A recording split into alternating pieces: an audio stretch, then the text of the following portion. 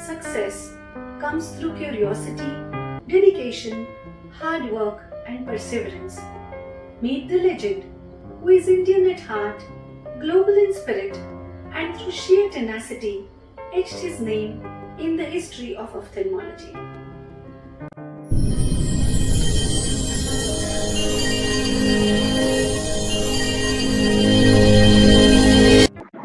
Respected seniors, colleagues, and my dear friends, welcome to the program Eye to Eye, where we take you through the incredible journey of the legends. An astute clinician and a brilliant surgeon, an avid researcher and a teacher par excellence, an Indian at heart but global in spirit, and above all, a very adorable human being. Ladies and gentlemen, we are extremely honored and privileged to have with us today the one and only Professor Dr. Harminder Singh Dua, sir. A very warm welcome to you, sir, and thank you so much for accepting my invitation to the program Eye to Eye.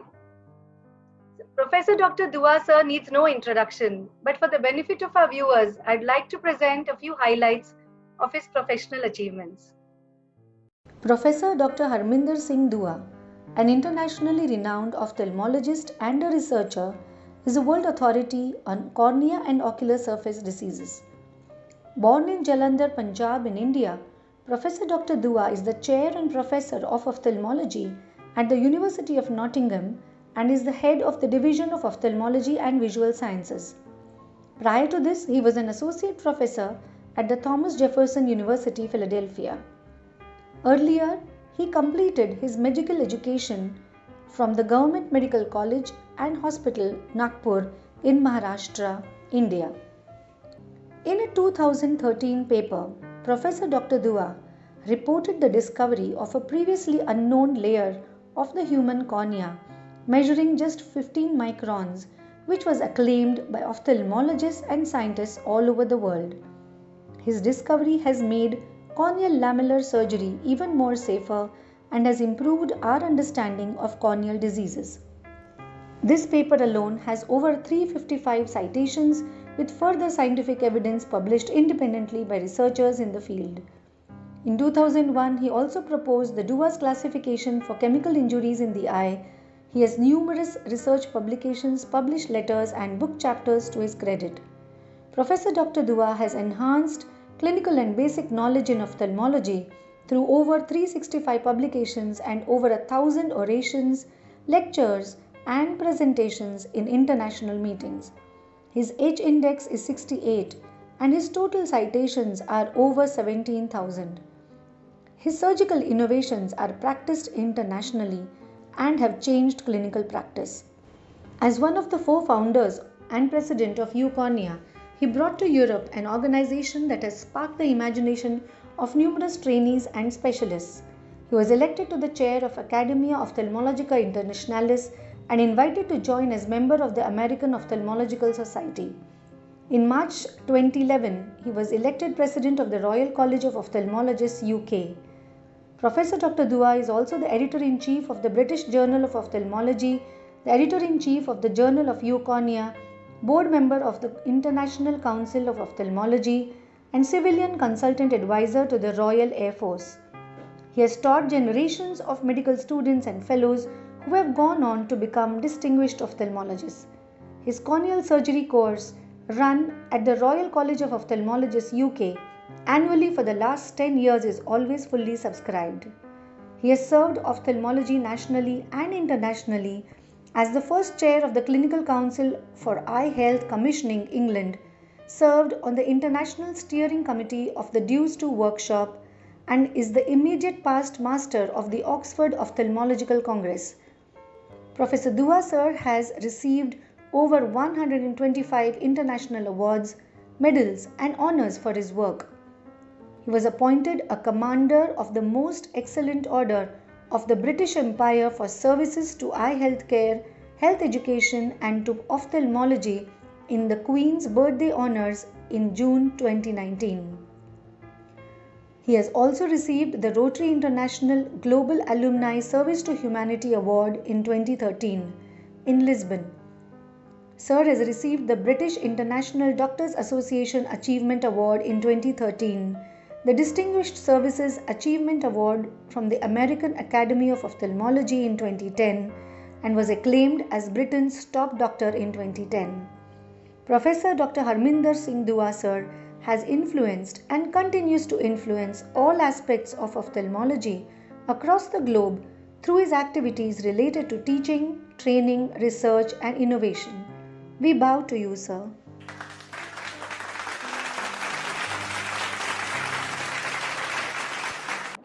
So that was truly incredible, sir. No, you've done your homework. So you have taken the level of ophthalmic sciences and knowledge to such greater heights, but we'd like to know how it all began. I believe your father was in the Air Force and had frequent transfers. So how were your early years of schooling? And any special memories you have? Yeah, we used to, with every transfer we had to move. So I remember I started in Pune, that was Pune then, in what was called the Bant Garden School in my nursery. And then it was mostly convent schools. When we went from there to Bangalore, we were in Gwalior, we were in Nagpur, and different places, but largely run by nuns. And so English became a second language and almost a first language for me. And the biggest thing, I remember was I was very interested in sports. But because the Air Force colonies were always far away from the city centers, I could never stay back, and all the sports activities were after school. So many times I used to miss the bus home and stay for sports, and I used to sometimes even get a beating for because my dad had to come and pick me up and all the rest. So I sort of got a bit left behind in sports. I couldn't fulfill that ambition. But my mother was very much, study. So she pushed us education more, and that became my strength. So one of your family members wants to share a memory. Just a moment. Hi, I'm Dr. Amrinder Bajaj, Senior Gynecologist with Max Group of Hospitals. I am the sister of the world-famous ophthalmologist Harminder Singh Dua. Of his illustrious career of Dua's layer, you all are well aware. So I will be speaking of Harminder the person, the affectionate, generous, loyal brother with a keen sense of humor. Though I am just 2 years older to him, my earliest memories are of Harminder following me everywhere like Mary's little lamb, even to the all-girls school which I went, much to my embarrassment. Despite the accolades he has won, which would have made the best of us arrogant, he remains down to earth and above all a good human being. Not many know that he is a poet of no mean acclaim. In fact, he wooed his wife with poetry. He is a gifted speaker, and it was a rare debate that he lost in his school or college days. Harminder has made his family, his college, his country proud. I pray that he goes from strength to strength till he reaches the pinnacle of his career. God bless him. That is so sweet. You choked me there. Yeah. Sir, I believe when you were in college, you first took mathematics and you wanted to do aeronautical engineering, right? So how did you decide to take up medicine? Well, I actually didn't want to do aeronautical engineering. I wanted to join the Indian Air Force, like my dad. So he said, no, you're going to have to go to university first and then get a degree before you join. So that sort of seemed logical to go and become an aeroplane engineer, because I didn't know the word aeronautical at that time. And that's why, and at the age, it was strange, in those days, you were 14 years old, you have to decide to take physics, chemistry, mathematics to be an engineer, or physics, chemistry, biology to be a doctor. Okay. So I took physics, chemistry, mathematics to engineering. And because I was studying in this convent schools, they did not take boys after class 9. This was in Gwalior, so I had to go to Delhi in the Air Force Central School. where in a boarding schools. So I made a very good friend over there. I remember his name, Kanwaljit Singh Sarai. I don't know, I've never been in touch with him since I left school. But we were there about a week before the school started, and I was with him. We used to play together, study together. But the first day in class, he wasn't there. I was worried, he's not come to the class, and where is he gone? And the first class went, the second, and then the small break at 11 o'clock, I went out and I saw him playing in the ground. I said, "Why did you come to class?" He said, "No, I was in the class. You were not there." And it turns out I was in section A and he was in section 9B. And he said, "A is mathematics, I'm in biology. Come here." So I just picked my bag and went to biology, and I became a doctor. And we all have gained from that one episode. So it was just destiny. Destiny. Yeah. So true, sir. And I think you completed your medical education in Nagpur. So how were your days at Nagpur, sir? Nagpur, well, those are memorable days because those are the best years of your life as you're growing up from teenage into your adulthood. And because you are with the same group of friends for so long, all through medical school, 5 years, and then internship, you get to know them and lasting bonds. So very fond memories of Nagpur. We used to do a lot of debates. And I would like to interrupt you here for just a moment. In fact, some of your friends from Nagpur also remember you. Just a moment. I'm so happy to share my views about Dr. Dua and equally thankful to Anagha for giving me this opportunity. I still remember when Dr. Dua joined Government Medical College as a first year MBBS student, a shy looking, thin 17 years old boy. Naturally, he was the target for all victims at that time and the ragging. But Dua was very strong enough. He went to our dean and convinced Dr. Dean that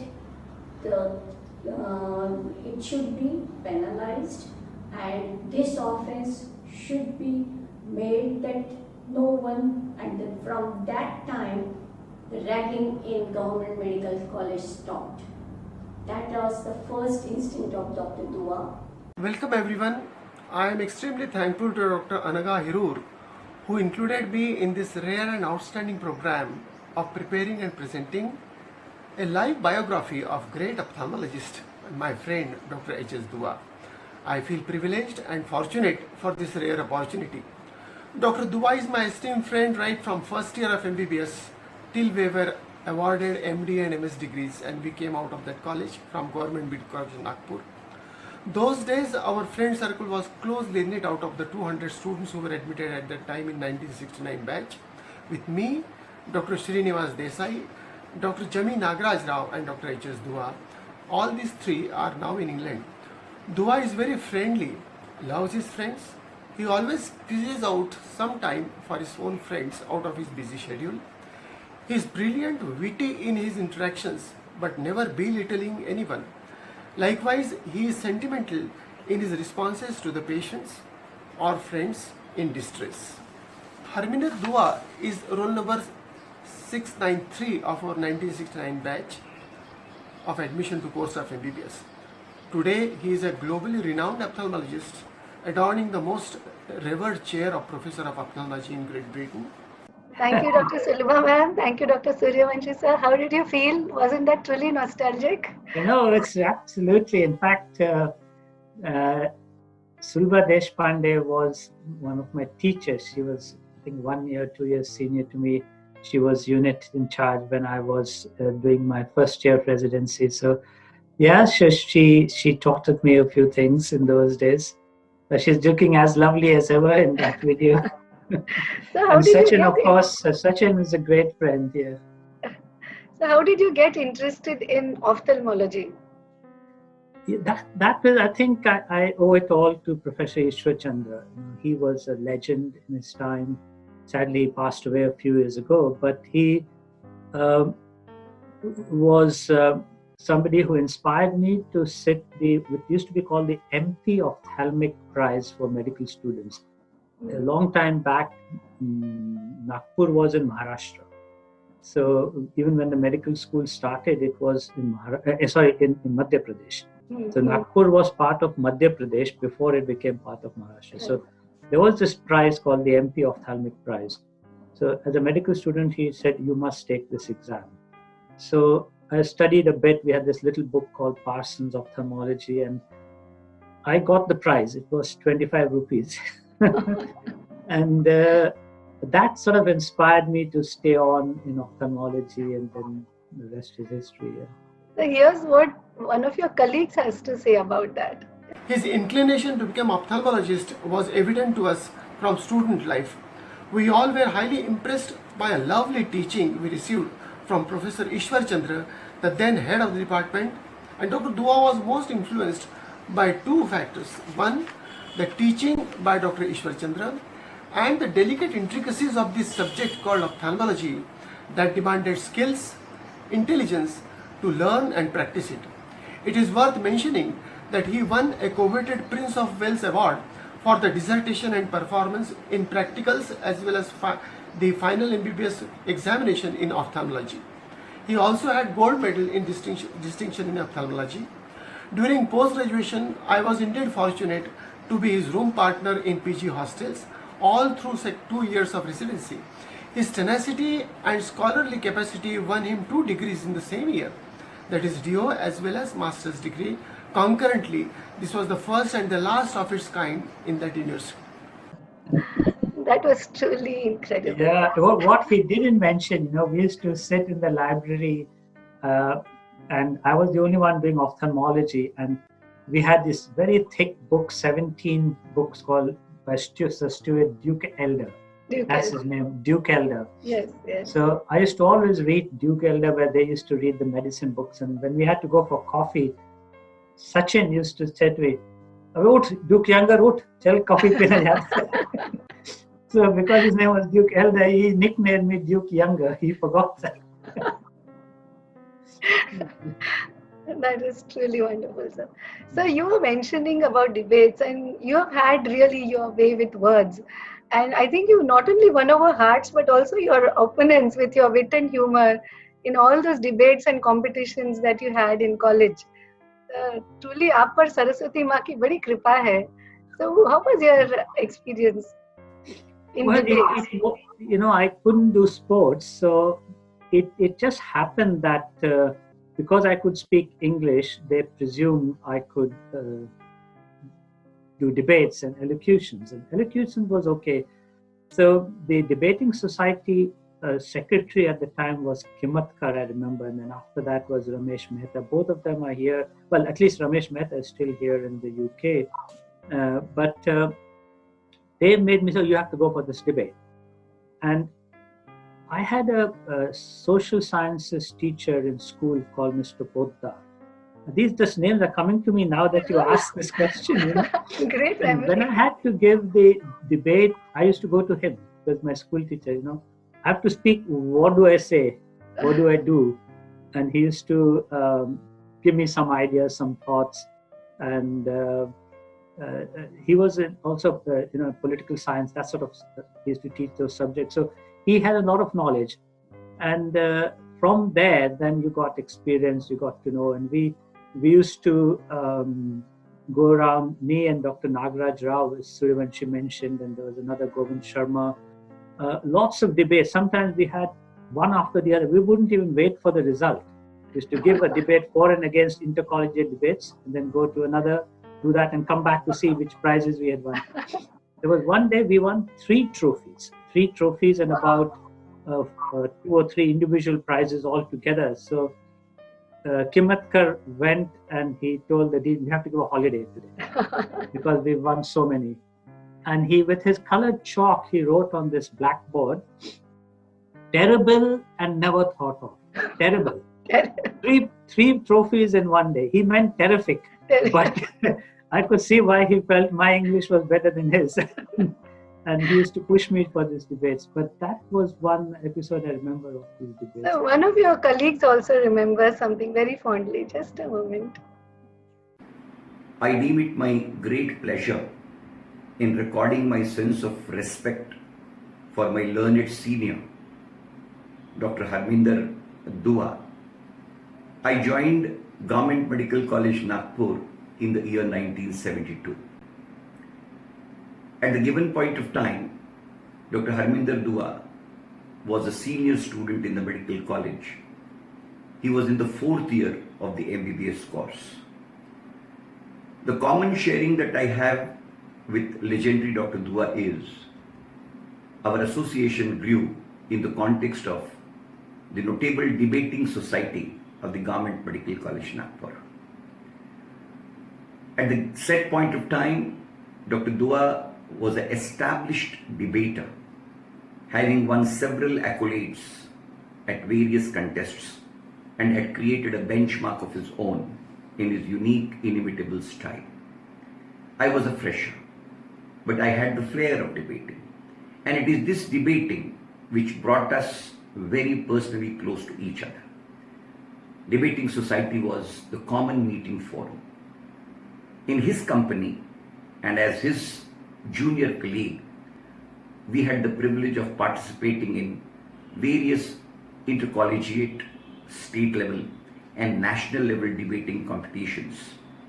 And I'm so very happy to share that maintaining his legacy of award winning, I stepped into his shoes and I also got recognition in his company in a big way.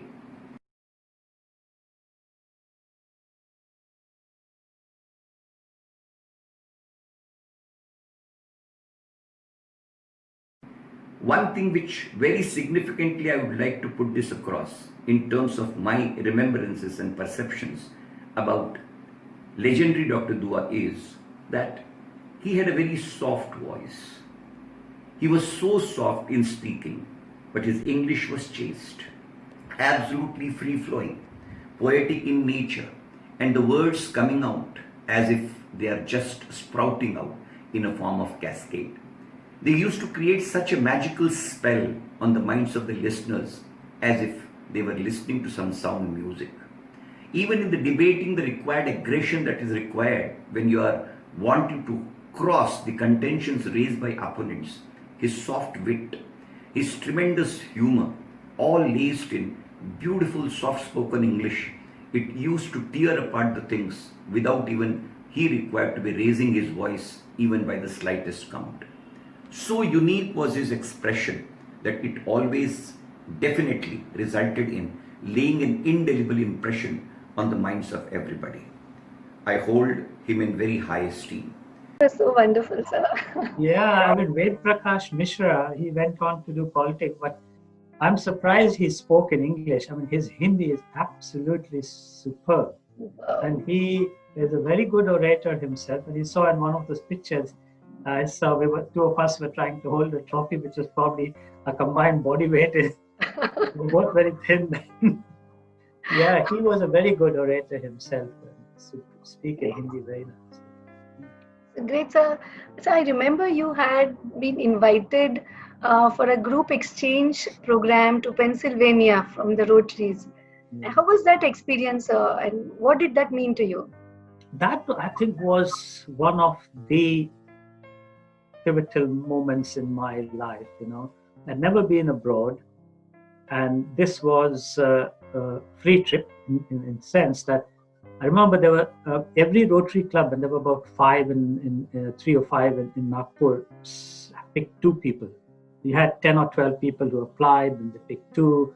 And then we were 52 of us who went to Vijayawada for an interview from a district, the 315 district of Rotary, it was called in those days. And then we had an interview all day long in Vijayawada. It was 52 people. It was during the first Iran-Iraq war, long time back. And then I was one of the 5 selected. So that itself was a huge achievement for us. And then it was an all trip, all expenses paid trip to Pittsburgh. It was in Pennsylvania district in the USA. And for the first time abroad, first time actually going in an aircraft and seeing that new culture, the advanced society, and what the Rotary do are absolutely amazing, because this was, you live with American families, so you got to know them from inside. And every day they took you to something new. It's a school or a factory or a sporting event or something or the other. And then you also had Rotary meetings. One anecdote I remember, we were going to a school, and it was a junior school, and it was playtime. So there was somebody on the slide, and as we entered through the playground, one boy looked at me and said, "Hey, we're going to have a magic show." They thought that I was a magician with my turban. But so I think for them it was as much as a surprise as for me. But that was a very, very enriching experience. I think that was just unbelievable. And then that's when I thought, there is more to gain from probably pursuing some higher qualifications or experience abroad, etc. And on your way back from Pennsylvania, I think you wrote, traveling with the sun at 24 hours daylight, let there be no darkness. How prophetic that was. That was on the way there, because you're traveling, so you live here and you're gaining time. Yes. So we had traveled so many hours and there was never darkness. So, and I wasn't even then in ophthalmology. I was doing medicine. I was doing a house job in medicine, and I said traveling with the sun. There was all these 24 hours of lightness with light, which was like, let there be no darkness, was then probably subconsciously right. Something similar happened recently, in the UK. Suddenly the word blind has become like a taboo. You shouldn't refer to somebody as blind. You should say blind people. So a very world famous charity called the Royal National Institute for the Blind has changed its name to Royal National Institute of Blind People. And similarly, there's another one, the Nottingham, where I live in the city, the Nottingham Society for the Blind has changed its name to My Sight. So with that in mind, when I had gone to the Rotary meeting in Lisbon and had asked to give an acceptance speech, I said there's something like this, and this was just came to me in a flash like that. This was, in our zest for political correctness, we fail to see that blind can be an acronym for Bring Light in Darkness, BLIND.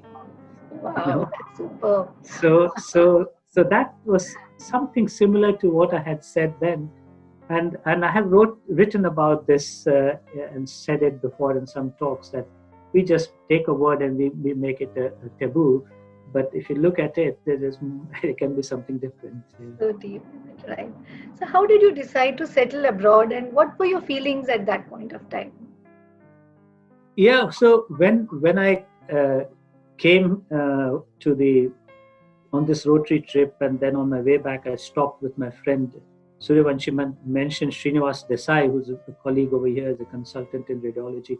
He was already here in the UK, so I stopped for a couple of days to visit him, and I decided I'm going to go back at the time. So I came, but like everybody else, you struggle. So cultural differences are there. Weather is very different, from very hot in Nagpur to very cold over here. So even how do I put it? The summer of UK is hotter. The summer is colder than the coldest day in the winter of Nagpur. So it was very cold. And then, of course, the language, and of course, for me personally, with my attire, different, the turban. So it wasn't easy to start with, but you get embedded. At least I didn't have the language problem, so that was easy for me. But once you get in, and one of the things you have to say about the Western countries is that despite all what you hear in the news about prejudice and racism, a bit of it is there, but if they give you credit for who you are, and if you've got it in you, like you see in America, then sky's the limit. So it's not that that holds you back. So if you, like to say, if you've got that skill, the abilities, then you can find your way to the top. So it was difficult, yet not so difficult. Here, let's hear what some of your colleagues thought about it. Just a moment, sir. We both of us are student of Dr. Ishwar Chandra. Dr. Ishwar Chandra was always for student, and he always encouraged us to go around of every nook and corner of the world and get knowledge as much as you can, but come back and serve our nation. But it was an exception for Dua. He said, Dr. Dua, your brain is not meant for India. You should go abroad and work over there. And look how much correct he was. Now, at present, Dr. Dua has become the #1 research person. He's been recognized all over the world as a research person, which has brought him many of the awards. I still remember when he was afforded the British nationality, and that day he had to forgo his Indian passport. That day he just could not sleep throughout night, and he wrote a poem. As it is, he is very good poet. His mastery on language, both English and Hindi. He has written so many poetries, but the poem which he wrote at that night, he once in our close group he recited that poem, and the entire hall was emotional. There were tears in his eyes because the deep-rooted Dua, who is an Indian, who is still attached to Nagpur. Whenever he comes down to Nagpur, we enjoy his company so much. And today, I am so proud that we are both our colleagues. I only hope that Dua should go on rising and rising. And we are very much proud of you, Dua, that we are colleagues. You are a Nagpurian, and we still feel proud that you are also a Nagpurian. All the best to you. Go on increasing and have a positivity in this era. Thank you so much. It is very strange, it's almost like you read my mind, because I thought I might actually, when we talked about poems, something I might share when you asked me how did I feel. Please. So it was not when I went to the UK, but it was the day I got British nationality. So there was those emotions. And I normally recite my poems in a tune, but I'll just read the 4 lines. It was, and excuse me if I choke up, because it's always the same. I can understand. मेरा वतन मेरा वतन मेरा वतन मेरा वतन, इस जहां के वीरा में वो फलता फूलता चमन, मेरा वतन मेरा वतन मेरा वतन मेरा वतन, उसकी रोशनी से अब भी चमकते मेरे नयन, उसकी बहती नदियों ने सींचा ये सारा जीवन, उसके दाने दाने का कर्जदार है मेरा तन, मेरे रग रग में दौड़ता उसी का दिया था मेरा वतन मेरा वतन. This is about 4 or 5 stanzas, but this is just the first one. I thought I'd share with you. It was so beautiful, sir. Thank you so much. Sir, in your own words, research underpins not only the present but also the future of everything that we do today. So how did you decide to take up research? So this again, I think it goes the credit back to Professor Ishwar Chandra. I remember we were standing in the corridor and we were doing our master's degree, and Sulbha and I think there was a lady called Chimote, I forget her name, and then myself.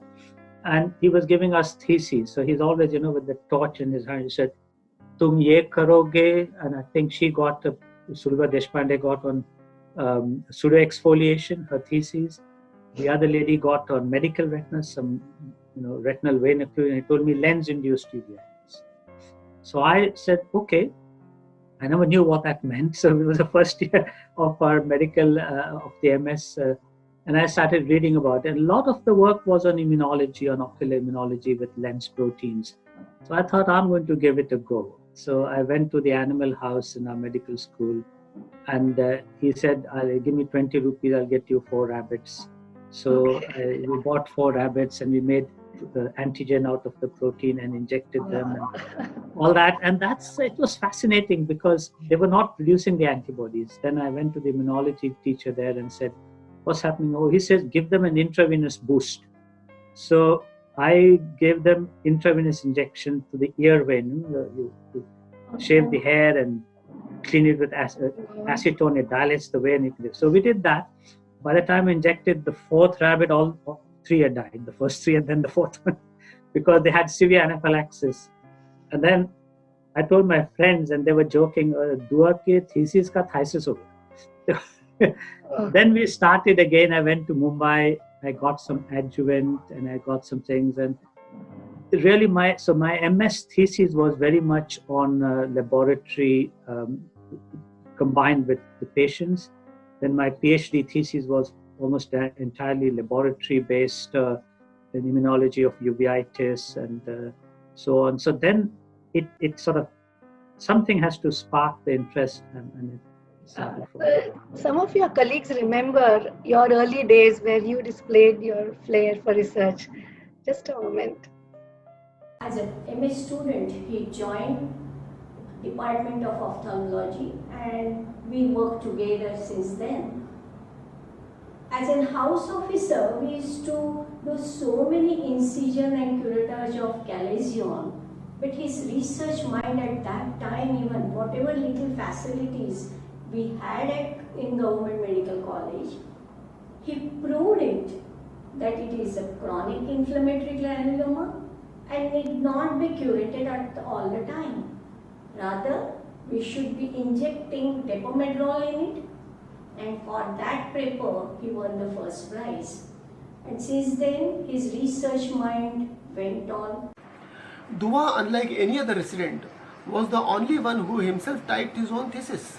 In those days, and I'd like to remind Dr. Dua that all other theses were typed by the librarian Mr. Atre in those days. I must mention here that the topic of his subject chosen by him was related to sympathetic ophthalmia. He postulated days ahead of those days and also documented through animal experiments that it is the combination of 2 antigens which has capacity to induce intense immunological response and immune-mediated disease of much greater intensity.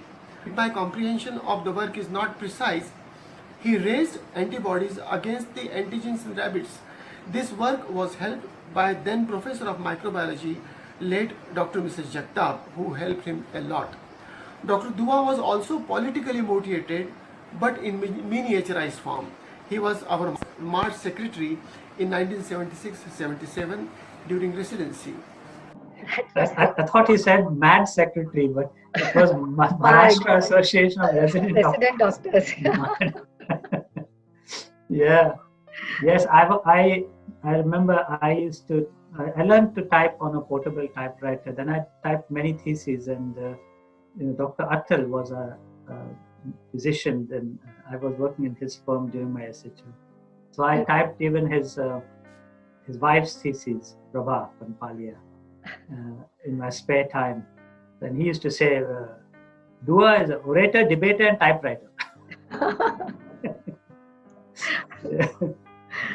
Sir, in 2013, you created history.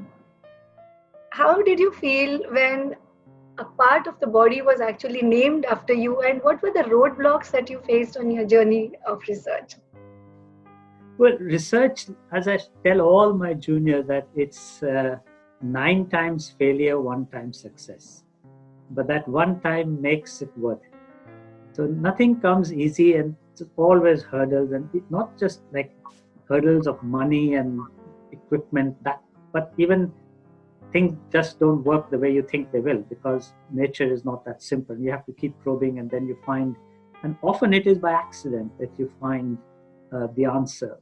And sometimes you actually dream of the answer, which is strange. You can be, I think if you're thinking about something all the time and the answers come to you in your dream or in your subconscious and you go and try it and it works.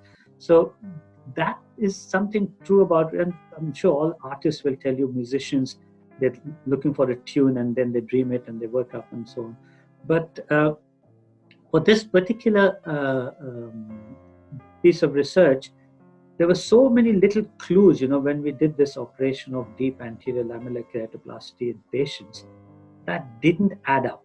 That, everybody said we are exposing the desmus membrane, we are exposing, but it didn't feel right.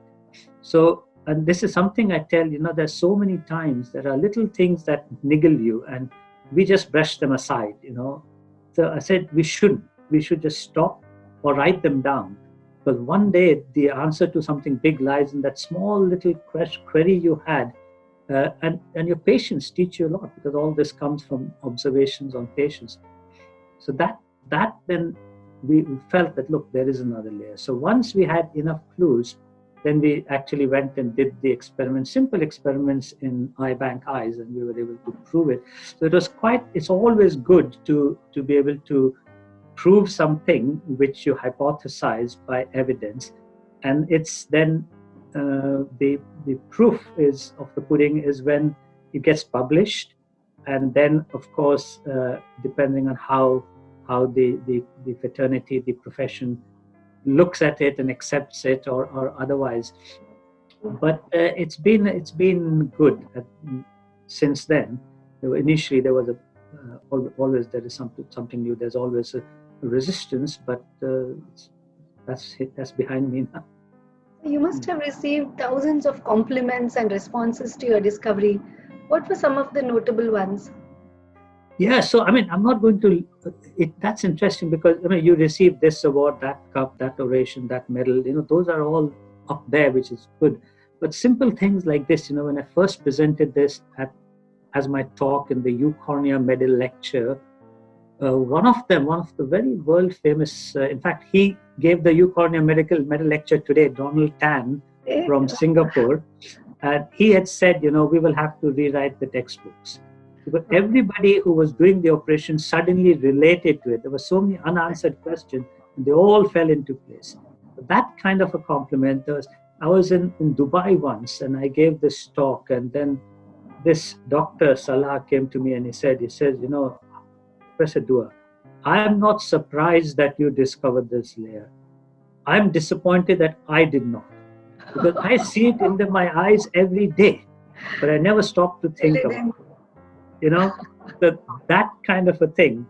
And those kind of compliments are very natural and very not the routine ones. I think those were very, very mean a lot. Comments. But then recently, there was some controversy initially. Then the American Association of Ocular Oncologists and Pathologists, they wrote to me to say that they are going to call this the Dua fine layer. There's a small different story about it, and have actually published it in the textbook of this histology and atlas of ocular pathology, which that association publishes. So it is in that book now, and it's in several textbooks now, or in monographs. So those are more enduring and rewarding. Yeah. So one of the senior most professors in cornea in India wants to share his views on this.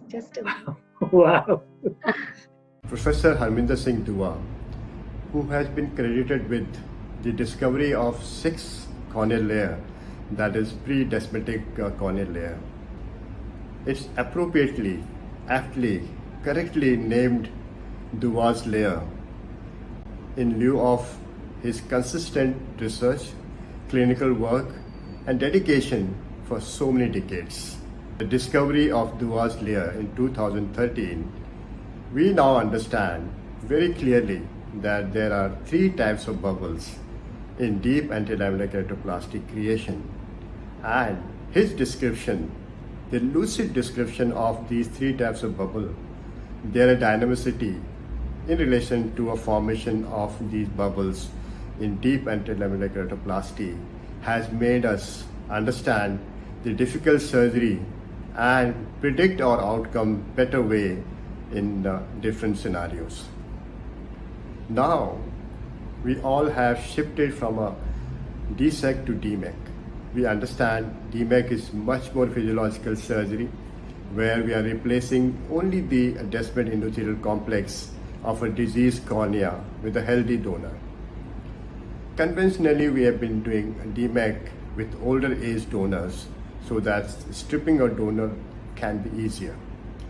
But with the discovery of Dua's layer and the type 1 bubble could be created in these donor corneas to achieve at least 8 millimeter of descendant endothelial complex after creation of bubble has given us a new technique for endothelial keratoplasty known as PDEC, and that was possible only because of Dr. Dua's contribution in this field. In fact, I could say the actual customization of corneal procedures has been greatly achieved by this identification of Dr. Dua's layer. I have known him for many years. He has been an inspiring force to all of us. Whenever I have met, I have gained knowledge from him in scientific fields. His humility, his poetry is known to all of us. I can understand meeting him, the younger generation will also understand how things can be done, how we can achieve success in the field of ophthalmology. Being an Indian and knowing him for so many years really gives a proud moment for me as well as for all Indians that he has put us in the world map. I can understand he and his team of people working day and night in the clinical and research areas, and I appreciate he'll be coming out with much more discoveries in this field, and I wish him all the success and wish him that we can meet him in future in person. Thank you again. That was Thank so you. amazing, sir. Well, he is a great person himself, Truly inspirational, sir. So I'd like to dedicate a couplet from one of my poems to you, which I think truly describes you perfectly. So it goes like, क्यों न हम इतिहास में लिख दे हमारी दास्तां, क्यों न हम इतिहास में लिख दे हमारी दास्तां, हम जहाँ रखें कदम निकले वहीं से कारवां. वाह और कदमों के निशा पे चलते और कदम दिख जाए, क्या बात है, तेरा चलना सफल मुसाफिर रास्ते जहां ले जाए. क्या बात है sir. Great. Sir, you must have traveled so far and wide, and I'm sure your family must be so proud of your achievements. What was the role of your family in your success? Well, family is always there. That's the pillar, of strength behind you. And but I could have done more, but I'd sort of travel and work and coming home late and all that. It was a price you pay always with that. So, and the price is something that's paid by the family. And there are certain moments in the kids growing up and all that you miss out, because then work can be quite all-consuming. However, we had our moments together, and of course, my wife says the good thing about COVID is you haven't gone out anywhere for the last 6 months and not one trip abroad. So she said, I've seen more of you in these 6 months than I've ever seen you in all these years. So yeah, but it was, of course, without family support and the knowledge that. Right. So she has a message for you. I'd like you to hear it. Just a moment.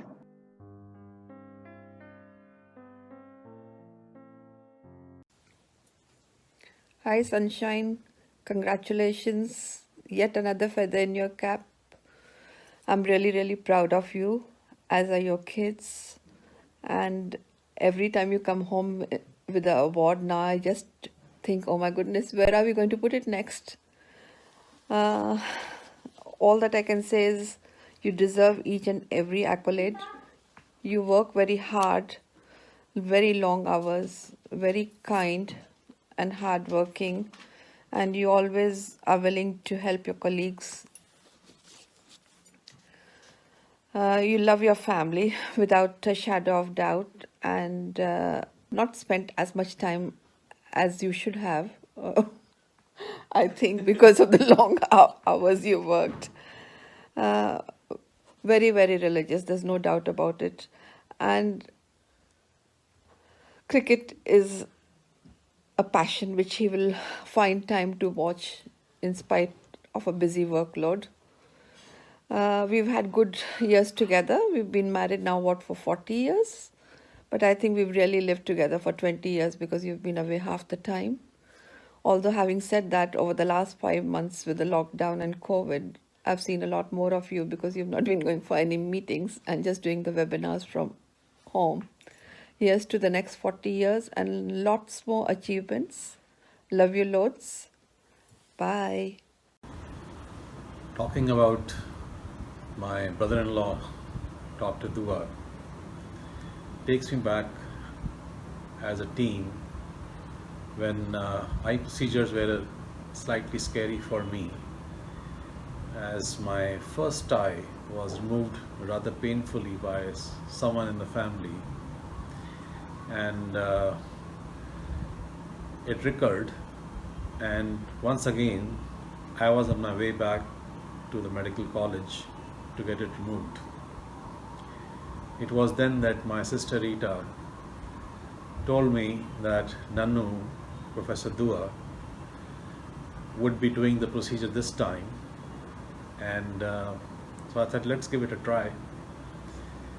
And we started, and I never realized that it was already over, and it happened with so much of ease, without pain, and with such finish that the matter was settled. And it was then that I realized my sister had made the right choice. Years have passed since then, and we have seen Professor Dua achieve success and progress from one level to another as a surgeon, as a researcher, as a helpful guide, and also. I've obviously known Dad for my whole life, which at this point is a fair amount of time. But throughout that time, there's one thing I've always known, and that he's very, very hardworking. And thinking back to, when I was a younger person and a child, that didn't seem to impact on any of the memories that I have of him. I always remember him being there for us as and when we needed him, helping us out with school, outside of school, etc.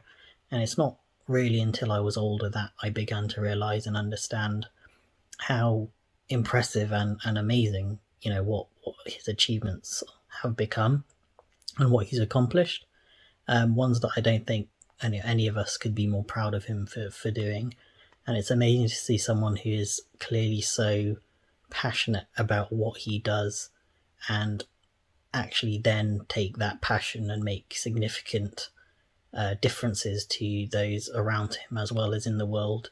And I think, if I even achieve 1/10 of what he has, I would consider myself extremely lucky. That was so heartwarming, sir. I know. Well, people say, how do you achieve your work-life balance? And I would say, my wife does the work, and I come home from conference and stand on the balance to see how much I put on from the conference dinners. Yeah, that probably sums it up. Yeah, that's great to hear that. Yeah. Sir, Tanuj speaks very little. I think that's the longest I've heard him speaking. Sir, thinking of education, what is the major difference that you have found between the medical education in India and abroad?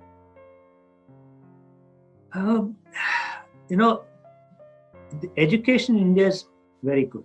Believe me, if it wasn't for that, I wouldn't have achieved what I have or gone. The knowledge, Indian education is very knowledge-based, at least in the days when I was there. So you had all the knowledge. but the practical application of that knowledge was not so well developed in Indian education system, at least for medical education. So when you came here and you had the knowledge, and then you learned that bit, so everything just went straight up. So that, I think, was the key difference between the two. So here, for example, now medical students are in the wards from year one. And I'm sure it might be happening in India as well. So they learn the practical skills and the knowledge from the patients rather than get all the knowledge first and then try to understand how it works in the patients. That's the difference I found from the beginning. So you have been an exemplary teacher and all your students adore you. Here's what they wish to say for you. Just a moment. Professor Dua is someone we all look up to for our understanding about cornea and ocular surface. And I'm proud to know him from close quarters, and I saw him closely being such a passionate researcher, a keen clinician, and a masterly teacher that he is. And I think one of the best things about Professor Dua is that you can go and ask him any question at any time of the day, even the most basic ones. And he's always there to sit with you and have a discussion with you about it until it is clear in your head. If you're ever lost in your life, you can always go and talk to him, and he's there to guide you. And I think that's the best part about him, that he doesn't judge, and he's just there for you whenever you need the support. Yes, and I was very lucky to be under him, to have worked with him. My understanding of cornea is way better than how it was before. It clearly has made a difference. And thank you very much, Prof, for the opportunity to work with you. And it was truly a life-changing experience for me. Thank you very much. I had the honor and privilege to work with him for about 3 years. He's an exceptionally talented professor, and I've learned a lot from him as a researcher, teacher, and clinician. There is so much to say about Professor Dua and his dedication to work and to his students. The first thing that inspired me when I joined his team was his unique ability to observe and link apparently unrelated ideas together, and how he can transform simple observations that are easily overlooked by most researchers into meaningful conceptions. Another unique characteristic that caught my attention was how he maintains his continuous enthusiasm despite his overwhelming achievements. His enthusiasm to research and teaching has been infectious to everyone in his team. He taught me that failure means trying harder, and he has the ability to explain complex research ideas and techniques in a very simple manner. Despite he is an internationally renowned professor and his name was coined in the innovative discovery of the Dua's layer, he is a very humble human being who feels and shares his students' anxiety and support them unconditionally. I had so memorable time with him and just can't say how much I'm grateful to him for teaching and supporting and helping me to achieve my career aspiration. I have tremendously enjoyed my time working with Professor Dua at the University of Nottingham, not only working as part of his team, but I have equally enjoyed socializing and sharing various social events and continuously laughing and enjoying his jokes and sense of humor. That was truly sweet, sir. Yeah, I know. I don't know how you found his contact, because he's in Aswan in Egypt. Yeah. So speaking of research, considering your love for research, definitely you must be having a lot of other exciting projects. So what's your next project, and 10 years hence, from the perspective of research, where do you think ophthalmology would be? Well, I can tell you what we are working on now. So we have two or three major prongs of research. With regard to the layer, I think we've already published that it continues as the trabecular meshwork. So the trabecular meshwork is a continuation of this layer. So its implications in glaucoma is what we are looking at. We just got 2 small grants to work that out. And we think that it will be completely outside the box look at glaucoma, particularly the way the pressure is maintained. All glaucoma surgeons look at the cornea, corneal thickness, corneal resilience, and corneal resistance, and all that, and predict outcomes of glaucoma. And it's not just because it's a surrogate marker, because it is a continuation. And we all make the big mistake, thinking about never mind the eye as separate from the rest of the body, but thinking of each part of the eye separate from each other.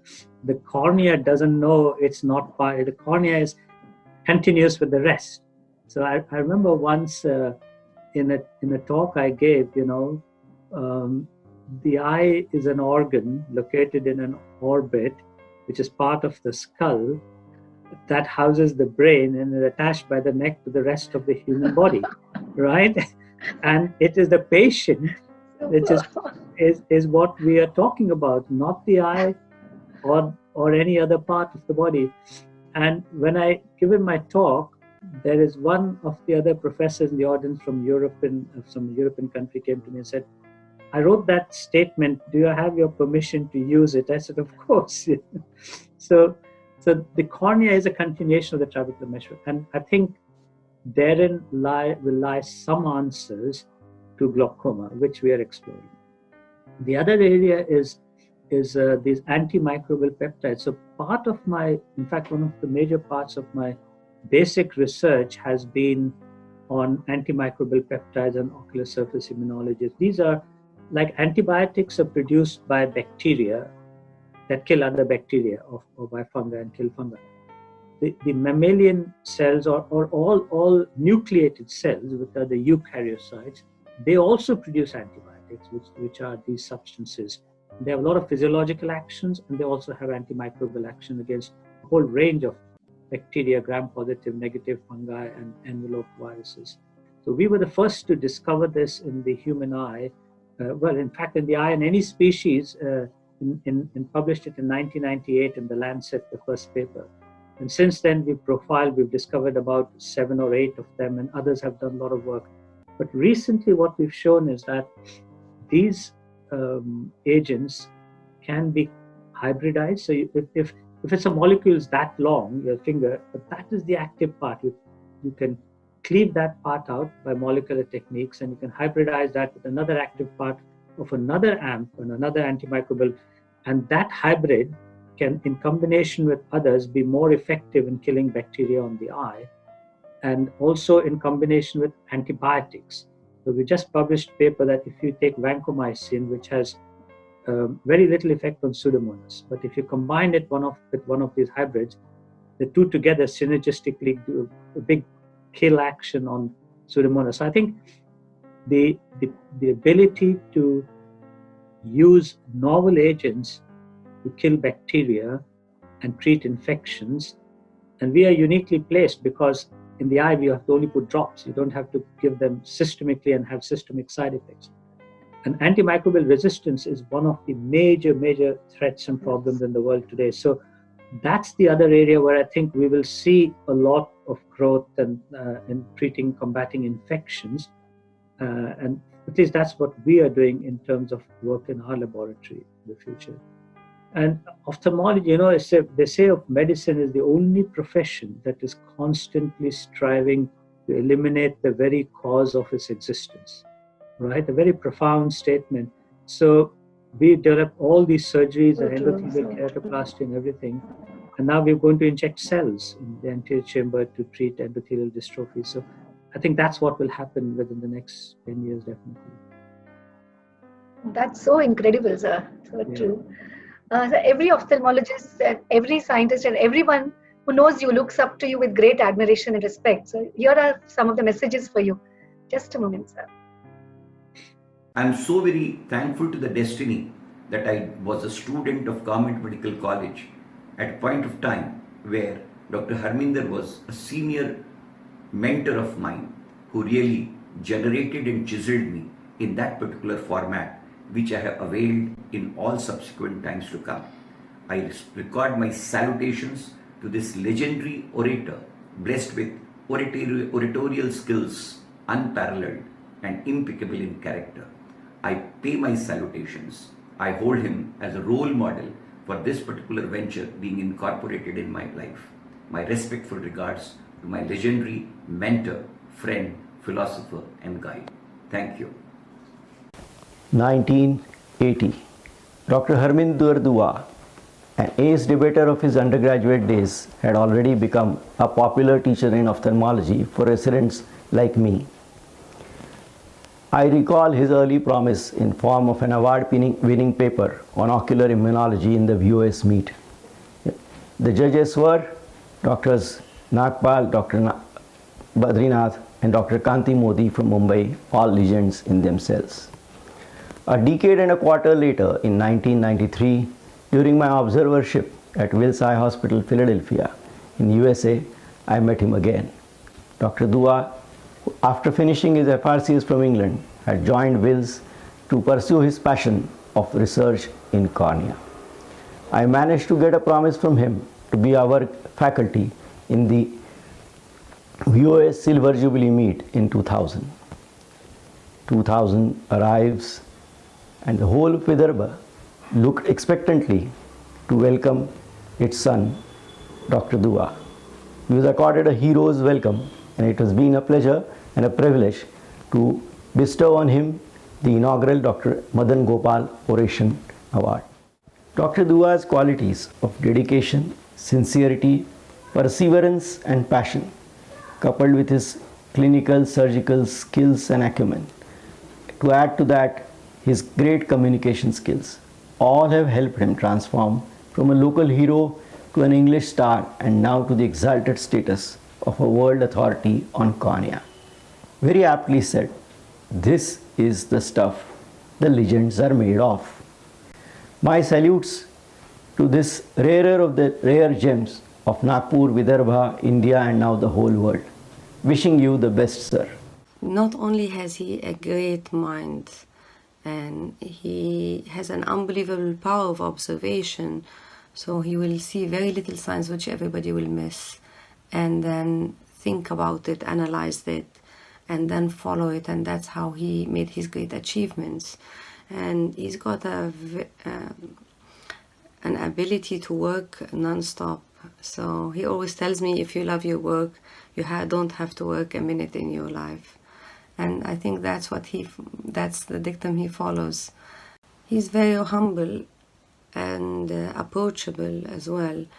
So I don't think people who meet him believe that such a highly achieved person can be so easygoing, and he's got such a great sense of humor, and he makes people laugh all the time and puts that very positive energy around him that people always are drawn to him and want to hear him and follow him. Thank you so much, madam, for your valuable inputs.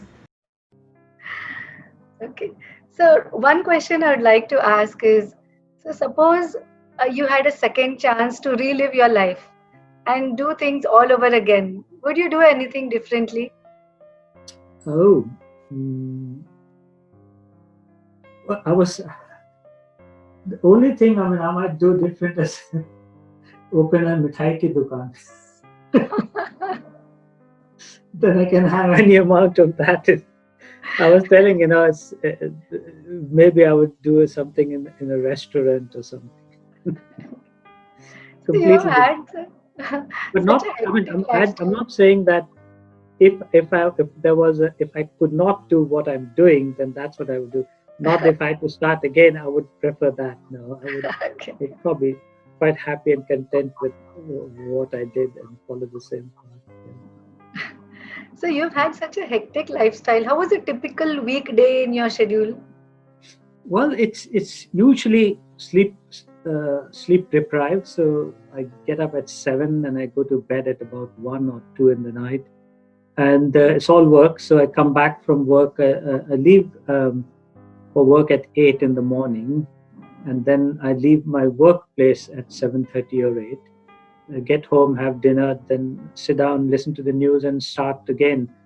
But on the weekends, I do make it a point to do 2 hours of exercise. So I run 5.5 miles and do some weights and sit-ups. So at least 2 hours of exercise Saturday and Sunday. But that's the only exercise I get. And how did you unwind, sir? I believe you write lovely poems. So I do sometimes, and then I like any TV show that's makes you laugh. So like Tom and Jerry is the best, and or any comedy show. And then of course, if I have to watch a movie and prefer, then of course my wife likes some of the sob movies, and I go for action movies. But that's it. But I write poem, usually when I'm traveling and I have spare time. In the olden days, your battery used to run out on your computer, so then I used to sit and write. And so mostly in Hindi, but some in English. Yeah. anything you would like to recite to us? Yeah, I'll do some couplets if you don't mind. Yes.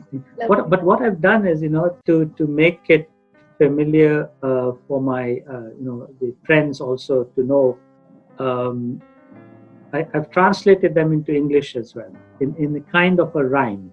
So, for example, alag alag hai boliyan, sab samajh saka na koe, har manush ki ek bhasha jab wo hase ya roe.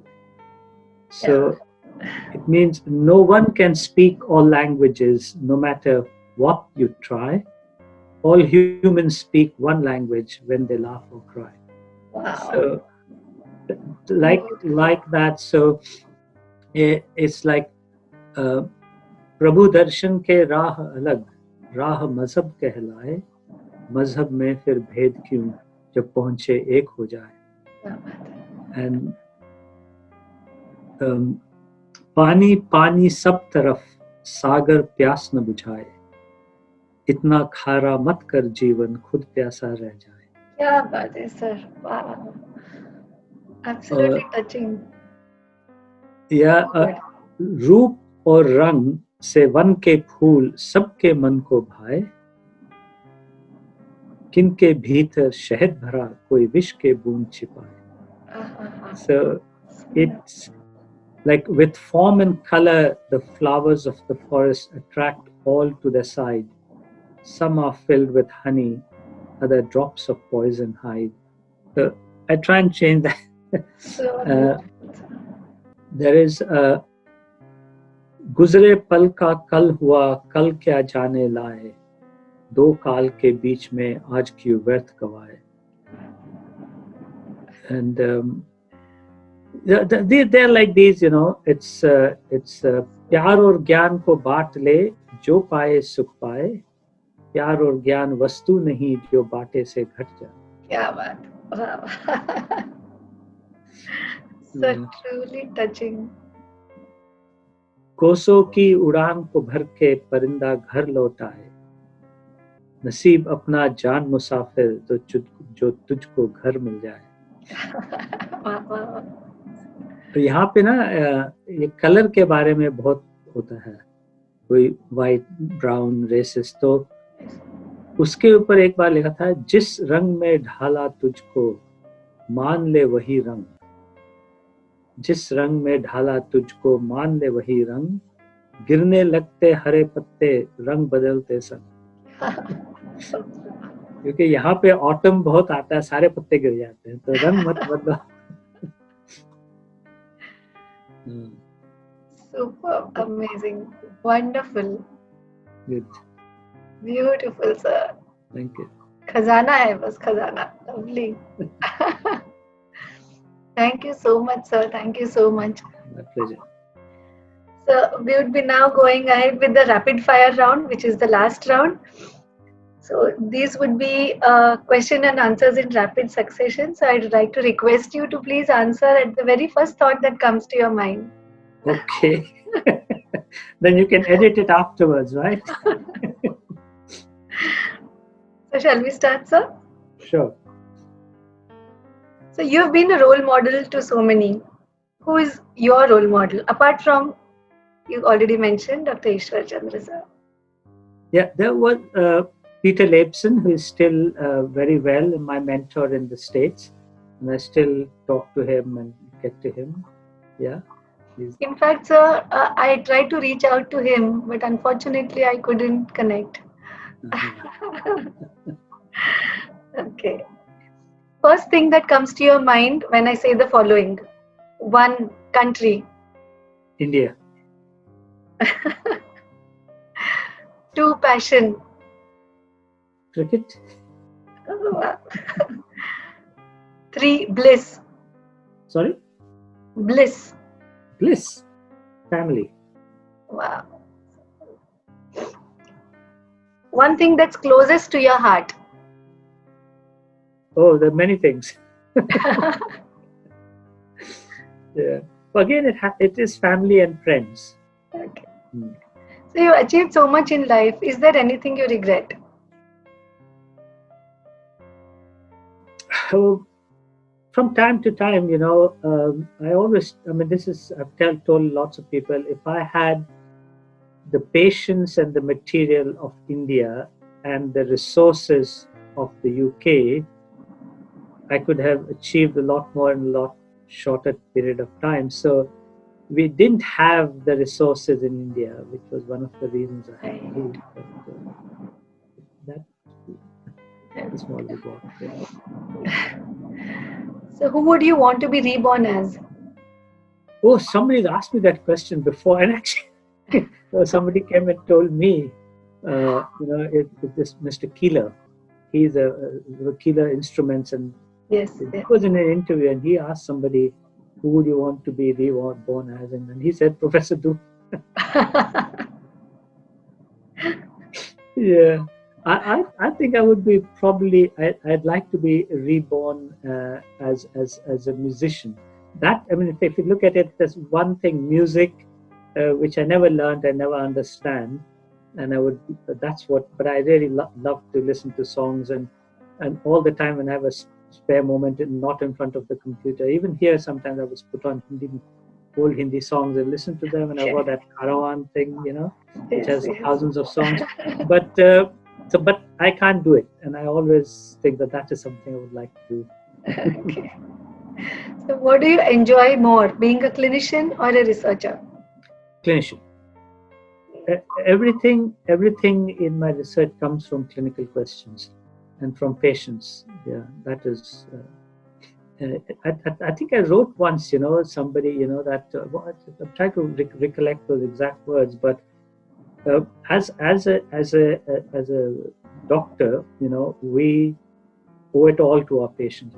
They have to be number one in everything we do, and the thing is, they have so much faith and trust in us, and said your patients will reward you more than no money can, and your patients will. There was something else I said, but at the end of it, I said that the patients will think you are God. You have to prove them right. So beautiful.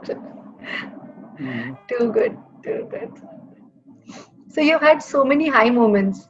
Which do you consider as the highest moment? Well, if you talk about professional life, right, and in my profession, I think this Queen's Honors Award was a very high moment, but almost in parallel with that was the day I became president of the Royal College of Ophthalmologists, because that was a very prestigious position, the first time for somebody from overseas, and the responsibility that I thought those were the two real highlights here, professionally. So apart from so many things, which is one thing that you would like people to remember about you?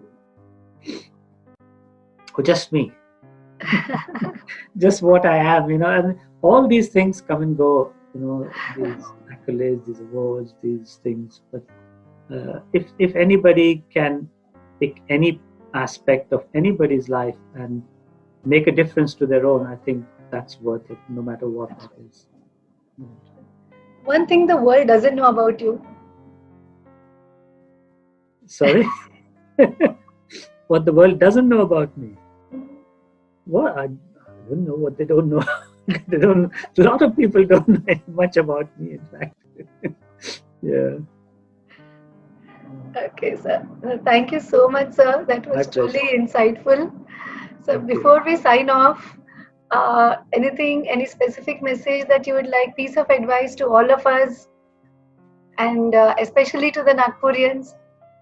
Well, yes, to Nagpurians is actually that's where I lived 14 years there, and so what I am, I owe it to Nagpur, and that's why when you said we welcome the son of Vidarbha back home, and that was so true. And generally to everybody that when you want something and you want to achieve something, don't give up, because always there is another way of getting it there, and don't wait for the big things to achieve the small things. I want to, you wait for, oh, I'll get this electron microscope, I'll get that, then I'll start. No, start with small things, do what you can with that, and you will then build and build and build. So don't wait for the big things to start what you want to achieve, even if that is small. Start with the small things, and that will be the first. Like they say, it's a very well-known saying that the journey of 1,000 miles begins with one small step. So don't forget that. Anything you would like to say in Marathi to all our Okay, Marathi. Russian viewers? मी नागपुरातील माझे सर्व मित्रांच्या सहकार्याबद्दल आभारी आहे. त्यांच्या मदतीने मी इथे पोहोचलो. Thank you so much, sir. Thank you. So thank you so much from the bottom of my heart for sparing your valuable time, being with us today, and sharing so many lovely parts of your life. I'd also like to thank everyone who gave me their inputs and shared their lovely memories. Professor Dr. Titial sir, Dr. Ved Prakash Mishra sir, Dr. Anand Pangarkar, Dr. Sulba Deshpande ma'am, Dr. Suryavanshi sir, Dr. Amrinder Bajaj ma'am, Mr. Rajiv Chabra, Dr. Rita Dua ma'am, Mr. Tanuj, Dr. Rashmi Deshmukh, Dr. Andrew Ross, everyone for sharing their lovely memories. Like to thank FDC Pixel for their technical support and my team at my hospital, my IT team, for helping me put all of this together. So I enjoyed every moment today of our interaction, and I hope you enjoyed it too. Thank you, I did. Thank you very much for all your effort that you're doing, and good luck to you in your career and in everything you undertake. Thank you, sir. And I truly enjoyed every moment, and I hope all our viewers also will be as inspired as I am by all your words of wisdom. Best wishes to you, sir, and your family. Wishing you great happiness and joy and good health. And I've learned tremendously today, sir, from our interaction and what I've learned of you over the last so many days. You have taught us that success comes from curiosity, concentration, hard work, and perseverance. Thank you so much, sir. Thank you once again. Thank you, everyone, and goodbye.